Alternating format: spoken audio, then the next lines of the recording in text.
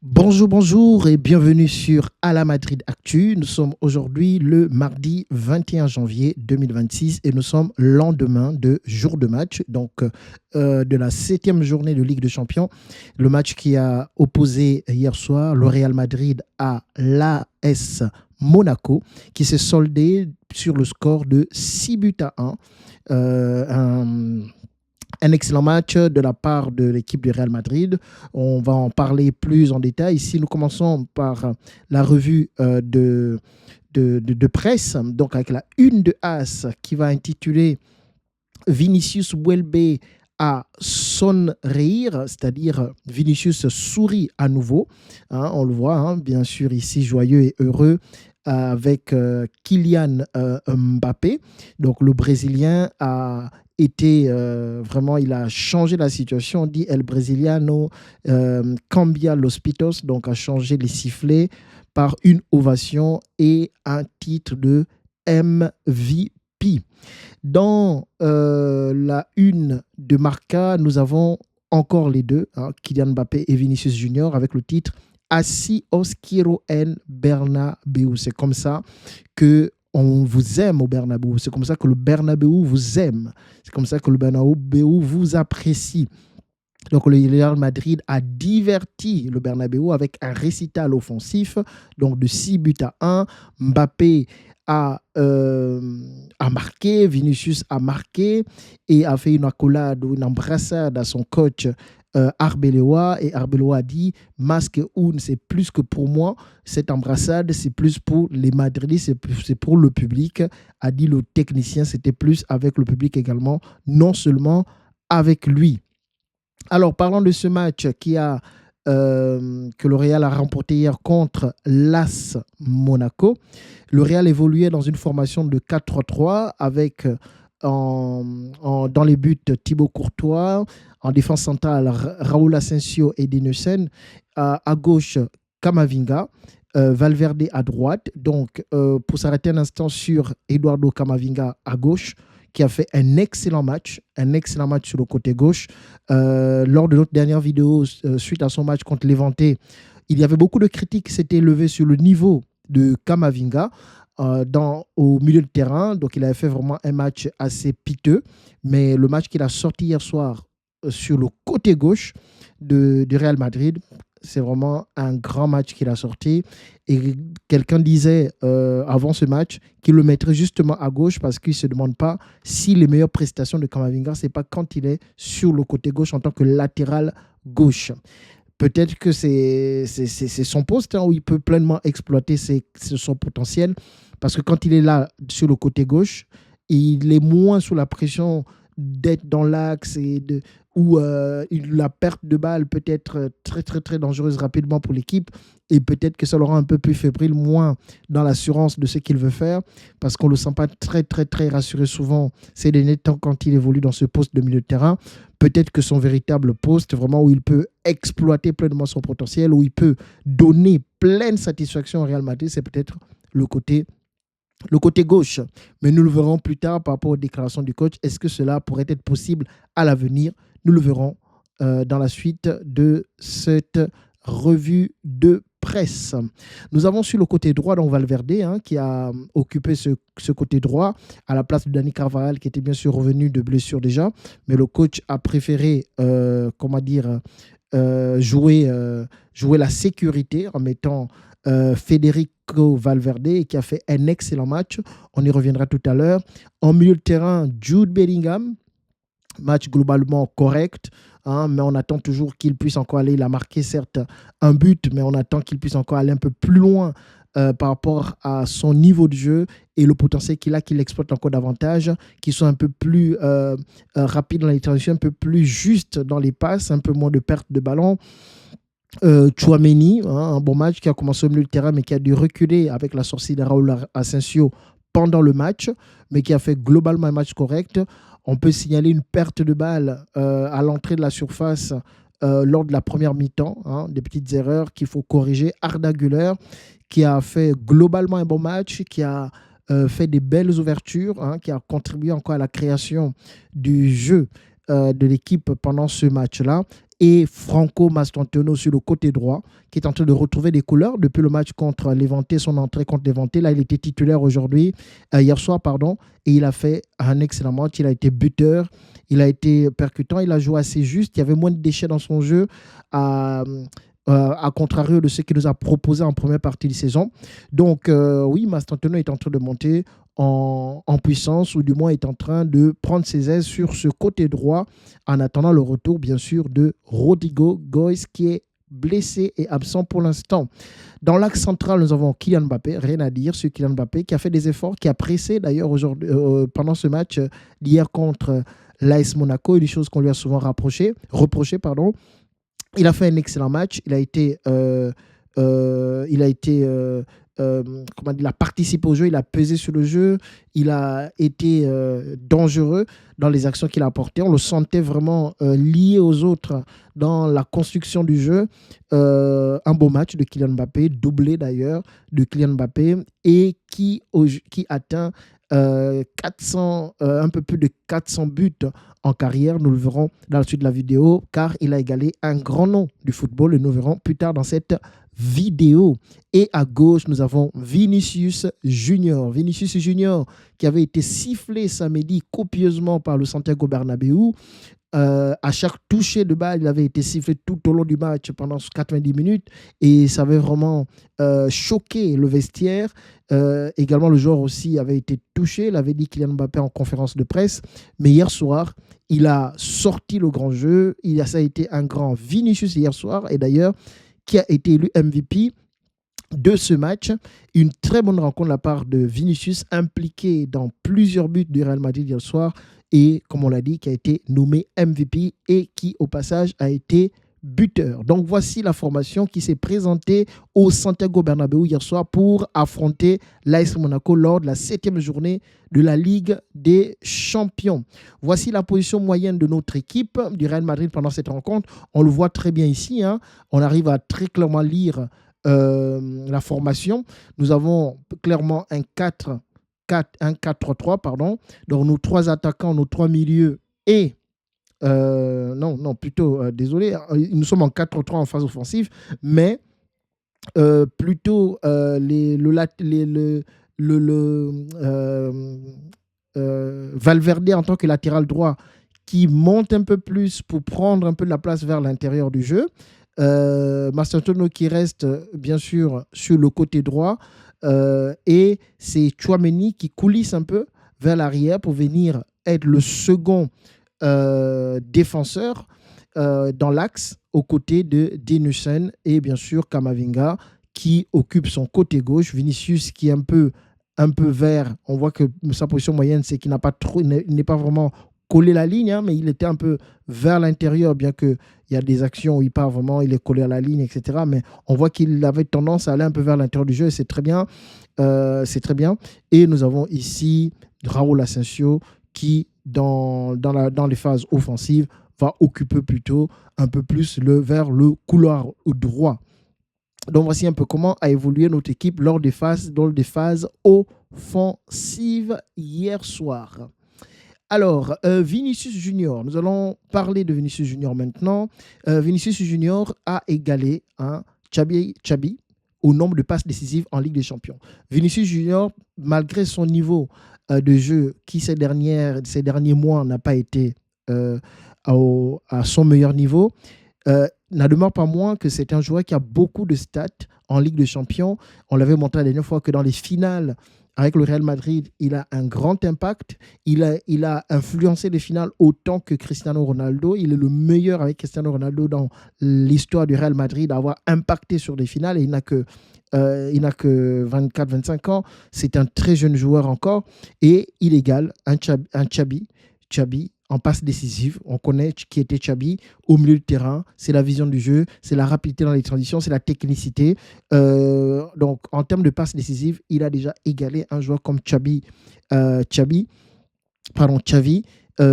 Donc, c'est exceptionnel pour son âge. Il va naturellement dépasser Xavi dans les semaines à venir.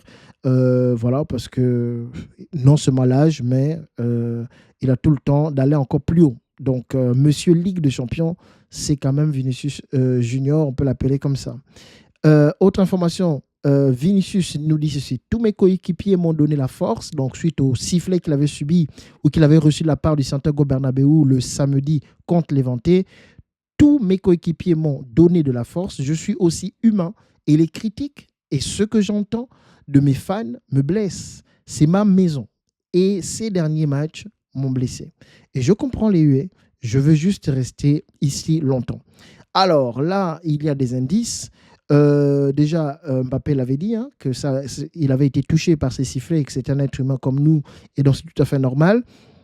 Bon, on sait que Vinicius est une personne très émotive et donc c'est sûr que ces sifflets l'ont affecté. Mais bon, ce qui est bien, c'est qu'il dit qu'il comprend les huées. Bon, maintenant que ça a été fait, hier, il y avait encore quelques légers, mais vraiment, s'il fallait faire un pourcentage, il y avait 90% qui étaient dans l'applaudissement et peut-être 10% qui étaient dans des sifflets parfois. Encore, mais ils ont été sifflés une fois et copieusement. Je pense qu'ils ont compris le message. Maintenant, il faut les laisser travailler, les encourager. C'est ce que l'équipe, ou du moins les supporters, ont fait dans la globalité hier au soir. Et ici, il nous dit: je veux juste rester ici longtemps. C'est un indice qui montre que Vinicius Junior n'a pas l'intention de quitter le Real Madrid, puisqu'on sait que son contrat n'a pas encore été renouvelé. Donc, cette phrase indique qu'il a envie de rester longtemps ici. Donc, voilà. Donc, c'est un message qu'il envoie aux supporters. Donc, en d'autres termes, les supporters doivent montrer qu'eux aussi veulent que Vinicius reste avec eux parce que lui aussi, il aimerait rester. Et ce Vinicius que nous avons vu hier, franchement, c'est celui que nous aimons et que nous voulons voir tout le temps lors des matchs avec le Real Madrid. On espère que ce n'est pas juste un feu de paille, mais que c'est le début d'un retour du Vinicius Junior qui a failli être Ballon d'Or il y a encore la saison précédente. Enfin, il y a 2 saisons. Alors, donc ça, c'était cette déclaration qu'il a faite au micro de TNT. Fabrizio Romano nous relaie une information suivant la déclaration de Vinicius Junior. Il dit: je veux rester longtemps au Real Madrid, on l'a déjà dit avant. Ma prolongation de contrat, il me reste encore 1 année. Nous sommes très sereins. J'ai confiance en le président, il a confiance en moi. Nous entretenons d'excellentes relations. Nous réglerons les choses en temps voulu, pas de précipitation, a-t-il déclaré à TNT Sport. Oui. Donc, je pense que sauf vraiment bouleversement extraordinaire, Vinicius va prolonger au Real Madrid. Par rapport à ces déclarations, on se rend bien compte que ce n'est pas un joueur qui est encore dans l'hésitation, qui ne dit pas on verra ce que le futur nous dira. Voilà, dans les propos, on le voit bien clairement, il dit nous sommes très sereins. Donc ça veut dire qu'il n'y a pas d'inquiétude, il n'y a pas de problème à avoir. J'ai confiance en le président. Donc lui, il a confiance en le président. Donc ça veut dire que il sait que le club n'a pas l'intention de changer ses plans par rapport à lui et il dit il a confiance en moi. En d'autres termes, lui aussi, il n'a pas l'intention de changer ses plans par rapport au club et nous entretenons d'excellentes relations. Donc, nous réglerons les choses en temps voulu. Ça veut dire que lorsque le moment sera arrivé de le faire, cela sera fait. Donc, pas besoin de se précipiter. Tout va bien. Alors, Fabrizio Romano nous dit également, nous relaie une autre information sur Vinicius. Je veux qu'on se souvienne de moi, donc notre déclaration plutôt, de moi pour tout ce que j'ai fait pour ce club, mais les exigences sont élevées et je dois y répondre chaque jour. J'essaie de tout donner pour ce maillot et pour le club qui m'a tant apporté. Oui, Vinicius, fais de ton mieux et essaie de pouvoir rendre les Madridistas fiers de toi. Et nous sommes fiers du match que tu as sorti hier. Hein. Continue à donner ou encore à présenter de telles prestations lors des matchs, que ce soit en Ligue des Champions ou que ce soit contre le plus mal classé en Liga. La saison, on peut peut-être, si vous gardez si les joueurs jouent comme ils ont joué hier, on peut peut-être se mettre à rêver de belles choses pendant cette saison 2025-2026. Alors, Alvaro Arbeloa, en conférence de presse sur Vinicius, a dit ceci. Je crois que ce que je disais à propos de Vinicius Junior se vérifie aujourd'hui. Ce que nous avons vu aujourd'hui, c'est l'invincible Vinicius lorsqu'il porte le Bernabéu derrière lui. Nous avons vu le Vinicius dont nous avons besoin si nous voulons prétendre à tous les titres. Oui, le Vinicius qui était hier sur le terrain est un Vinicius volontaire, altruiste, engagé, déterminé, efficace. Franchement, c'est le Vinicius qu'on veut voir tous les soirs. Et avec un tel Vinicius, le Real sera difficile à sortir ou à battre pendant des rencontres. Donc voilà, c'est vraiment le Vinicius qu'on veut voir. On espère vraiment qu'il est sur la pente ascendante et non que ce soit un feu de paille, comme on l'a déjà dit avant. Autre déclaration de Vinicius Junior à propos de son renouvellement de contrat. Donc, on l'a déjà dit, on parle aussi de mon renouvellement, mais il me reste encore 1 an de contrat. On est très serein à ce sujet. J'ai confiance dans le président et il a confiance en moi. On entretient d'excellentes relations et le moment venu, on réglera les choses. On n'est pas pressé. Donc, on l'a déjà lu tout à l'heure, cette déclaration. Alors, nous avons ici Vinicius Junior qui reçoit ou encore qui célèbre du moins son trophée son titre de meilleur joueur du match. On a Kylian Mbappé qui court derrière lui. C'est une vidéo. Il court derrière lui et vient l'embrasser pour le féliciter. Vraiment des belles images. La complicité, la joie, ça crée une cohésion de groupe et c'est ce qui permet à des équipes de gagner. Félicitations Vinicius Junior pour ce match d'hier et encore plus de titres de MVP pendant les rencontres, pas seulement en Ligue des Champions, mais aussi en championnat. Kylian Mbappé, stat. Il est parmi tous les joueurs du Real Madrid en match de groupe lors de l'ancienne version ou encore dans cette nouvelle version lors du mini-championnat en Ligue des Champions. Dans cette première phase, il a égalé un total de 11 buts, qui est le plus grand total qui avait été atteint par Cristiano Ronaldo dans la saison 2015-2016. Il égale donc Cristiano Ronaldo avec cette stat. Et attention, il pourrait dépasser Cristiano Ronaldo s'il se mettait à marquer lors du dernier match contre le Benfica lors de la 8e journée de la Ligue des Champions. Alors, nous disions tout à l'heure qu'il avait égalé un grand nom du football avec ses 414 buts, avec le doublé d'hier. Kylian Mbappé il égale Ronaldo Nazario, pas Cristiano, mais Ronaldo Nazario, le Brésilien, en carrière. Donc, imaginez, seulement à cet âge, 27 ans, il égale déjà Ronaldo. Voilà, exceptionnel Kylian Mbappé en carrière. Déjà champion du monde, il lui manque la Ligue des Champions, mais bravo, continue comme ça Kylian, et tant que tu es chez nous, on espère que tous les buts que tu marqueras serviront à gagner des grands titres. Alors, Arbeloa, tout simplement, nous dit sur Camavinga. Tout à l'heure, vous vous souvenez, on disait que Camavinga avait produit son meilleur match peut-être de la saison sur le côté gauche, hier soir contre l'AS Monaco. Arbeloa nous dit ceci, Camavinga, on a tous été mauvais l'autre jour. Quand je fais un changement, c'est pour apporter du sang neuf. Eduardo est un joueur incroyable. Ce n'est pas nouveau. On doit le remercier d'avoir joué au poste qui n'est pas le sien. Alors, il a déjà clairement dit que ce soit Camavinga ou encore Valverde, ce sont des joueurs, ce sont des milieux de terrain. Et le fait qu'ils aient joué sur ces postes, c'était vraiment pour dépanner parce que les latéraux étaient absents. Mais parfois, par moments, on a l'impression que c'est leur poste de prédilection, qu'ils se sont trompés de poste. Plutôt que de jouer au milieu de terrain, il ferait mieux de jouer comme des latéraux. Parce qu'en latéraux, ils sont incroyables. Le match qu'a sorti aussi Valverde sur son côté droit, incroyable. Il a apporté offensivement, il a apporté défensivement, il a coupé des actions dangereuses de l'équipe adverse, il a fermé des failles lors des phases défensives. Incroyable. Rien à dire. On a eu 2 grands latéraux ce soir, mais qui sont des milieux de terrain de formation. Bon, s'ils sont franchement, qu'ils puissent avoir la sagesse de Gareth Bale a commencé latéral et il est monté à Tottenham, il jouait en tant que latéral, puis il a fini dans une position offensive. L'inverse n'est pas impossible aussi. Alors, Arbeloa nous dit également, lorsqu'on lui demande par rapport aux attaquants, le pressing, etc., il dit « Nous voulons que Kylian et Vini attaquent. C'est la priorité. Pas qu'il court après les latéraux pendant tout le match. Oui, je veux qu'il fasse partie de l'équipe, qu'il reste compact et uni, mais je veux aussi qu'il reste frais pour marquer des buts. Donc voilà, hier, il y avait du pressing. Est-ce que c'était dû au sifflet qui avait été fait samedi et que les joueurs étaient en réaction et donc avec un désir, une volonté, une motivation de bien faire? Alors, ils ont fait des efforts. Est-ce qu'au fil des rencontres, est-ce que la même attitude sera là? À voir, à observer.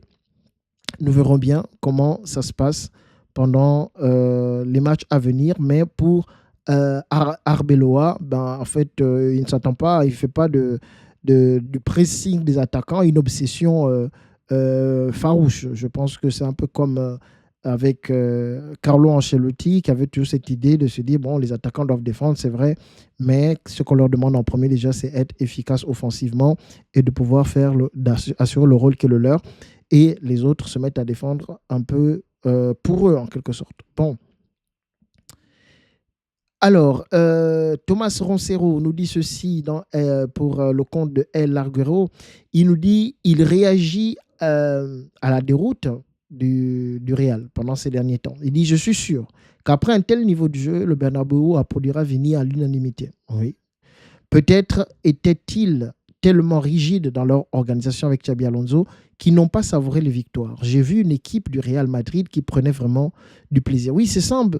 Par rapport à ce que Xabi Alonso a fait, on a eu hier l'impression qu'ils étaient ensemble, qu'il y avait une unité, qu'ils prenaient un plaisir de jouer ensemble. On voyait qu'il y avait des compensations les uns pour les autres. Il y avait une certaine liberté dans leur mouvement. Il y avait beaucoup de mouvements pendant ce match de la part de l'équipe. Il y avait moins de rigidité tactique, il y avait moins de football positionnel. On a vu qu'il y avait du pressing, il y avait de l'agressivité, il y avait de l'agressivité sur le porteur du ballon, il y avait du mouvement, il y avait de la permutation, il y avait de la mobilité des joueurs, il y avait une certaine justesse technique, un jeu direct accompagné d'une justesse technique, il n'y avait pas beaucoup de déchets. On a vu d'ailleurs notamment le deuxième but qui a été marqué par Kylian Mbappé, comme à la balle, et ressorti par Kamavinga qui donne à Arda Güler qui en une touche de balle voit Vini qui va dans la profondeur et qui fait une ouverture pour Vini et Vini qui va terminer par un extérieur appuyé pour Kylian Mbappé pour le deuxième but. Donc ce sont des transitions rapides avec une justesse technique. On sent qu'ils savent ce qu'ils doivent faire, ce qu'ils devaient faire. L'idée était claire et ils l'ont fait très bien. Voilà, donc peut-être que notre football, c'est un football. Bon, peut-être qu'il faut s'axer sur cette transition rapide, sur ce football de transition rapide plutôt que sur un football de positionnement. Hein. Donc voilà, hier, c'est ce qu'on a vu, une équipe heureuse, une équipe mobile, une équipe dynamique, une équipe juste techniquement, hein, une équipe qui jouait bien, qui défensivement a certes concédé beaucoup d'occasions, 20 tirs, il y avait la fabilité, mais c'est un peu aussi le contre-coup, hein, le contrepoids, si je peux dire, lorsqu'on veut se montrer offensif, parce qu'on était quand même offensif, un peu haut sur le terrain, ben on va forcément laisser on va se faire contrer, tout simplement, et donc on va être sujet à subir des occasions, mais c'est quelque chose à corriger offensivement. Il faudrait plus de maîtrise. Donc voilà. Donc côté attitude, l'équipe a été plutôt impliquée. Ils ont eu une bonne attitude. Et pour que ça continue à fonctionner, je pense qu'il faudrait que ce soit toujours la même chose lors de tous les matchs qui viendront par la suite. Alors, Gareth Bale nous dit ceci par rapport à Xabi Alonso, puisque nous en avons parlé tout à l'heure. Il dit Xabi Alonso est un entraîneur exceptionnel. Ce qu'il a accompli au Bayer Leverkusen, les trophées remportés, la gestion de l'équipe, tout ça, c'était remarquable. Mais au Real Madrid, il ne s'agit plus seulement d'être entraîneur, mais aussi manager. Il faut savoir gérer les égos dans le vestiaire. Alors, c'est peut-être là, on se rend compte que oui, peut-être que c'est ça. Ce qui s'est passé avec Xabi Alonso, ce ne sont pas ses compétences en tant que tacticien qui ont peut-être fait défaut, mais c'est peut-être cette habilité, cette finesse de savoir manager les différents égos et différents joueurs qui peut-être ont coûté la place à Xabi Alonso, et c'est peut-être ce que Arbeloa arrive à faire aujourd'hui. On voit dans ses conférences de presse comment il met les joueurs plutôt de manière à l'aise, il met les joueurs si je peux dire, sur un piédestal en quelque sorte. Et peut-être que c'est peut-être que c'est ce qu'ils aiment. Peut-être que les joueurs du Real sont des joueurs qu'il faut vraiment cajoler, ne sont pas les joueurs à bousculer, et que quand on le fait, ils le rendent bien sur le terrain. Peut-être que c'est ça. Bon, on verra bien. Hein. Peut-être que finalement, le club avait bien raison de licencier Xabi Alonso, pas parce qu'il n'était pas un bon coach, mais peut-être parce que sa méthode ne passait tout simplement pas avec les joueurs du Real Madrid. Donc, la fin de la saison nous dira, ou encore la suite nous le dira. Fabrizio Romano nous parle de Jude Bellingham, qui est également passé devant les journalistes et qui dit, parce qu'on a vu qu'il a marqué son but et il a fait cette célébration que l'on voit ici, et il dit, ma célébration, les gens disent beaucoup de choses. On peut pleurer, se plaindre ou on peut profiter. J'ai répondu à l'humour des fans. Je connais la vérité. Alors, la petite histoire, c'est qu'il y a une rumeur en Espagne qui circule en disant que Jude Bellingham sort beaucoup, hein, qu'il sort beaucoup, qu'il boit beaucoup, et d'ailleurs que sa façon de vivre est mauvaise, son mode de vie est mauvais, et donc ce qui fait que ce n'est pas compatible avec le métier de footballeur, ce qui fait que ses prestations sont calamiteuses sur le terrain. Et même on est allé plus loin en disant que Arbeloa est arrivé un jour à 6 heures au centre d'entraînement, et on a dit il est arrivé à cette heure-là parce qu'avant ça, il était allé chercher Bellingham de sortie de soirée, et donc il l'a ramené directement à l'entraînement. Waouh, quelle imagination les journalistes espagnols. Donc d'où cette célébration. Alors, le Real Madrid, pour le match d'hier, a terminé en ce moment, dans le classement de la Ligue des Champions, à la 2e place, provisoire bien sûr, parce qu'on a le Bayern qui va jouer ce soir et qui va jouer contre un petit club, et donc il y a de fortes chances qu'il l'écrase, et donc qui sont en ce moment à 15 points, égalité de points avec le Real, et qui en cas de victoire passera à 18. Bon, on sait qu'ils vont gagner, hein, sauf vraiment le ciel qui tombe sur la terre, mais ceux qui, voilà, donc à mon avis, ils vont gagner, et donc ils vont prendre la 2e place. Donc, en tout cas, le Real doit terminer soit dans les 8 premiers ou dans les 4 premiers. Alors, si on termine dans les 8 premiers, on dit voici, les clubs terminant dans les 8 premiers de la phase de groupe affronteront le vainqueur des barrages en 8e de finale. Les équipes terminant au top 4 joueront le match retour des 8e de finale et le match retour des quarts de finale à domicile. Les 2 premières équipes joueront le match retour à domicile. Ça, c'est pour les demi-finales. Donc, en gros, les 2 premiers, jusqu'en demi-finale, ils joueront les matchs retour à domicile. Les 4 premiers joueront jusqu'en quart de finale les matchs retour à domicile. Et voilà, et les autres, hein, donc, on descend en 4 premiers, donc à partir du 5e jusqu'au 8e. Eux, en fait, ces équipes-là vont donc jouer le match retour des 8e à domicile, tout simplement, par rapport à ceux qui sont passés par les barrages. Donc, on sait qu'on ne pourra pas avoir les 2 premières places parce que c'est impossible. Hein. Arsenal est intouchable et le Bayern aussi. Donc, il faut qu'on termine dans les 4 premières au moins. Comme ça, on reçoit jusqu'au quart de finale. Le match retourne chez nous au Santiago Bernabéu, et nous savons que 90 minutes au Santiago Bernabéu peut sembler une éternité, ou encore c'est long, avait dit Juanito. Donc voici le classement ici dont nous parlions. Arsenal 21 points, le Real Madrid 15, le Bayern 15, nous sommes même devant le PSG, ça peut toujours rester comme ceci. Hein. Tottenham est derrière nous, Man City derrière nous. Alors l'Atlanta peut nous dépasser parce qu'ils ont 13 points. S'ils gagnent ce soir contre l'Athletic Club, ils peuvent passer à 16 points, donc ils passeront devant nous. Mais ce qui ferait qu'on descendrait potentiellement à la 4e place, et une place qu'on pourrait garder. Il faut voir l'Atlético aussi en gagnant. Hein, qu'est-ce qu'ils font en ayant leurs 15 points. Donc voilà, on verra ça en cette fin de soirée après la fin de cette 7e journée. Alors, si le Real finit dans les 8 premières places, l'avantage, c'est quoi? Si le Real Madrid parvient à terminer dans les 8 premiers de la Ligue des Champions, il va disposer d'environ 5 semaines sans match en milieu de semaine. Cette période permettra à Antonio Pintus de travailler sur la condition physique de l'équipe, nous dit Marca. Donc voilà, en tout cas, ça permet aux joueurs de se reposer, et donc ici aussi, en profiter pour travailler un tout petit peu avec l'équipe et remettre l'équipe en forme. Alors, on nous dit ceci, dernière minute, Asensio est sorti hier. Nous l'avons dit qu'il avait été remplacé en défense centrale par Tchouaméni qui avait reculé et donc Ceballos était rentré en milieu de terrain à la place de Tchouaméni. Asensio souffre d'une fracture du tibia depuis plusieurs jours et son état s'est aggravé ce soir. Il subira des examens médicaux demain. Donc parfois il s'agit de ce qu'on appelle des micro-fractures du tibia, donc voilà, qui fait bien sûr mal. Et donc par rapport à ça, ça nécessite du repos, donc de se faire soigner. Et on espère que ce ne sera pas trop long parce qu'on a quand même un match samedi contre Villarreal à la Ceramica, donc dans un terrain qui n'est pas facile. Et on a besoin de gagner ce match pour confirmer justement ce retour à 1 point derrière le FC Barcelone. Donc il faut mettre la pression sur le FC Barcelone. Donc il faudrait qu'on puisse gagner ce match. Il n'y a pas le choix, c'est impératif, nous devons le gagner. Ce match de samedi. Et Asensio et avec Denilson sont nos deux seuls défenseurs aptes.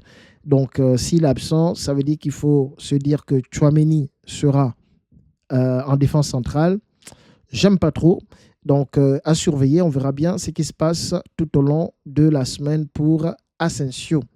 Alors Thibaut Courtois nous dit « Nous sommes tous dans le même bateau. Le Bernabéu est libre d'exprimer son opinion, mais si les supporters nous soutiennent, cela sera mieux pour nous. » Oui, ils ont sifflé une fois, mais si l'équipe a montré une bonne attitude hier soir contre l'AS Monaco, si l'équipe a une bonne attitude, il n'y a pas de raison de siffler. Et je pense que le Santiago Bernabéu ne sifflera pas les joueurs. S'ils voient que les joueurs se donnent, ils s'engagent, ils font ce qu'ils peuvent, pour essayer de gagner les matchs et remporter les titres, je pense qu'ils ne pourront pas siffler l'équipe. Ils vont acclamer, applaudir d'ailleurs. C'est un club qui aime les joueurs qui sont engagés, pas forcément qui ont du talent, mais qui ont de la personnalité et qui s'engagent pour défendre les couleurs ou les cuissons du Real Madrid. Nous terminons ici avec Rodri. Alors, il y a des rumeurs qui disent que Florentino Pérez veut recruter Rodri, mais nous savons que depuis qu'il a eu sa blessure des ligaments croisés, la saison où il a eu le ballon d'or, il peine un peu à revenir à son meilleur niveau et redonner un peu cette stabilité à son équipe, enfin redonner, ou encore faire profiter de sa qualité de joueur pour stabiliser le milieu de terrain de son équipe.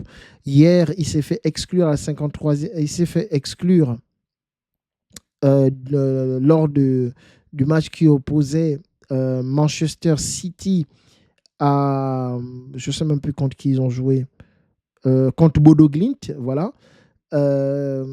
Et voilà, donc voici ce qu'on nous dit. On nous dit Manchester City a remporté 8 matchs consécutifs avant le retour de Rodri après sa blessure. Depuis son retour, ils ont enchaîné 3 matchs nuls, perdus contre Manchester United et sont maintenant en train de perdre contre Bodo Glimt. Donc ça, c'était pendant le match après son expulsion. La première en Ligue des Champions. Leur seule victoire durant cette période a eu lieu contre Newcastle en Carabao Cup et Rodri était sur le banc. Donc, ce qu'on essaie de dire ici, c'est comme essayer de mettre en relation la mauvaise passe de Manchester City lors de ces 8 derniers matchs sur le fait que Rodri était présent, quoi. Donc voilà, il faut se poser des questions. Est-ce qu'il va encore retrouver son meilleur niveau Voilà, bon, s'il retrouve son meilleur niveau, peut-être qu'il y a intérêt à le prendre pour le Real. Ça me fera, si c'est faisable et qu'il est en fin de contrat ou encore il ne coûte pas si cher, bon, mieux vaut l'avoir plutôt que de ne rien avoir. Mais voilà, ou peut-être chercher un joueur un peu plus jeune ou encore qui peut être là au Real un peu plus longtemps plutôt que d'amener un joueur qui est presque sur la fin et qui va peut-être apporter une certaine stabilité. Après, il va falloir qu'il parte et après, il va falloir encore tout refaire. Donc voilà, moi, je suis un peu sceptique sur ce transfert-là si Florentino Pérez doit le faire. Franchement, moi, pour mon avis, on devrait chercher plutôt un joueur d'avenir et le recruter et faire de lui notre prochain Rodri. Pourquoi pas? Donc voilà, c'est fini pour aujourd'hui, pour cette revue de presse. Donc, on est très heureux du match que les joueurs ont fait hier contre l'AS Monaco. Prochaine rencontre du Real Madrid, c'est contre Villarreal ce week-end. Nous ne manquerons pas de faire des vidéos d'ici là, des vidéos d'information, une preview pour ce match. Et d'ici là, je vous dis portez-vous bien. À la Madrid, in Adamas.